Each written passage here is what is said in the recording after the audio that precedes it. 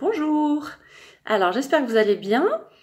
Aujourd'hui, je voulais vous présenter un petit exercice d'échauffement vocal qui est très simple à faire, qui fait beaucoup de bien.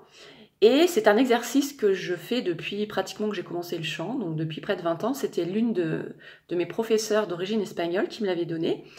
Et c'est vraiment un exercice super. C'est toujours le premier que je fais pour mon échauffement vocal. Je ne parle pas bien sûr de l'échauffement corporel, parce qu'on a besoin de faire ça également, puisque notre instrument en tant que chanteur, c'est notre corps. Ça, c'est ça qui est génial.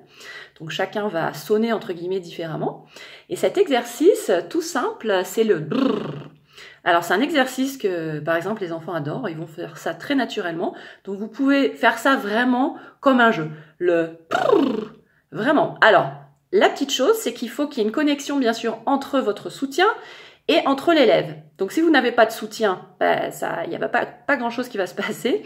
Et il faut également sentir ce qui se passe au niveau des lèvres. Alors, pour moi, forcément, c'est très simple parce que je le fais depuis très longtemps.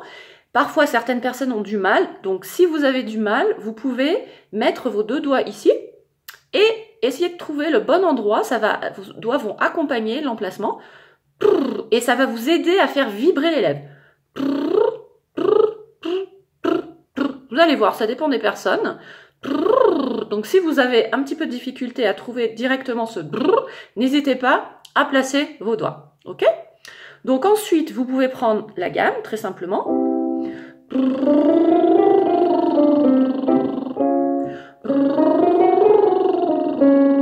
Etc. Vous pouvez monter d'un demi-ton vers un demi-ton.